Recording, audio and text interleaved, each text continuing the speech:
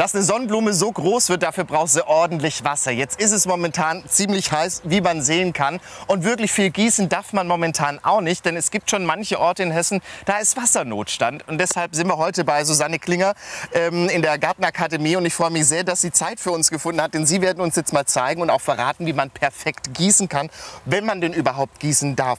Wie gießt man denn perfekt? Man gießt perfekt, dass das Wasser tief in die Erde kommt. Also nicht einmal drüber spritzen, nicht den Regner anschalten, sondern richtig durchdringend und lieber seltener aber rein. Und da reden wir von einer Gießkanne oder 2 Gießkannen pro Quadratmeter. Das reicht dann aber auch eine halbe Woche. Jetzt haben Sie hier, wie man sehen kann, eine Bewässerung. Die gießt von alleine. Auf was sollte man denn achten, wenn ich jetzt eine Gießkanne habe? Wie gießt man denn jetzt hier zum Beispiel? Also die Tropfbewässerung ist natürlich extrem wassersparend mit der Gießkanne.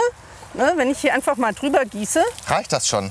Das reicht noch nicht. Ja. Genauso wie es reingeht, verdunstet es auch dann wieder. Also am besten stehen Sie samstags oder sonntags richtig früh auf, gießen einmal den Garten, so lange bis es anfängt hier so zusammen zu schmieren.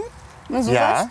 Und dann gehen Sie frühstücken und dann gehen Sie nach dem Frühstück noch mal raus, als hätten Sie noch nicht gegossen und gießen noch ein zweites Mal. Wenn man gießen darf, denn Ja, dann die trinkt es meisten tief ist ein. ja Trinkwasser und Trinkwasser ist ein rares Gut. Ja. Man kann noch was machen, Sie haben hier drüben eine Hake, denn Sie sagen, wenn man hakt, ist 3-mal gegossen. Ja, einmal hacken, gleich 3-mal gießen und dann wird eben hier die Oberfläche aufgeraut. Ja. Ein bisschen warten noch und dann kommt das Wasser nicht aus der Erde mehr raus. Dann trocknet es oberflächlich ab und das Wasser bleibt drin. Dann bleibt die Erde also locker. Das ist schon mal ein sehr, sehr Genau, und guter es kann Tipp. nicht so gut vertrocknen. Sie haben hier drüben auch noch mal was gemacht, Ja. wie man noch mal ein bisschen Wasser sparen kann, und zwar Unkraut. Unkraut wollen wir ja normalerweise nicht haben im Garten. Diesmal hilft es uns aber, also Nutzkraut. Was machen Sie hiermit? Also das ist Das ist das Löwenzahn und Unkraut, sowas, ne? Löwenzahn, alles was hier so wächst. Pflanzenreste, Erntereste, man kann auch den Gras- und Rasenschnitt nehmen. Ja. Der ist einfach ein bisschen klein geschnitten, auf die Erde gelegt, dann bleibt die Feuchtigkeit darunter. Dann hat der Boden den Schatten, den Sie sich so jetzt gerne wünschen. Ja. Und es bleibt kühler, es verdunstet nicht so viel und die Pflanzen können das besser durchwurzeln. Klasse, jetzt gibt es noch Ja. eine andere Frage, und zwar, Sie haben jetzt hier schon einen großen Bottich stehen. Man kennt ja Grauwasser. Grauwasser ist das, was wir beim Duschen quasi auffangen, da ist aber Seife mit drin. Seife ist nicht gut für die Pflanzen. Ja. Wie kann ich denn sogenanntes Grauwasser trotzdem nutzen oder Abwasser, was ich noch habe? Also Grauwasser, dazu braucht man eine Aufbereitungsanlage. Das ist so ein Riesending im Keller. Das hat ja kaum einer, es ist auch teuer. Aber Sie können einfach das Wasser, wo keine Seife drin ist, nehmen.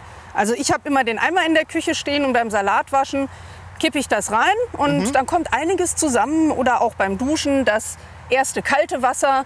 Oder im Garten, wenn man sich da abduscht, könnte man das Wasser auffangen.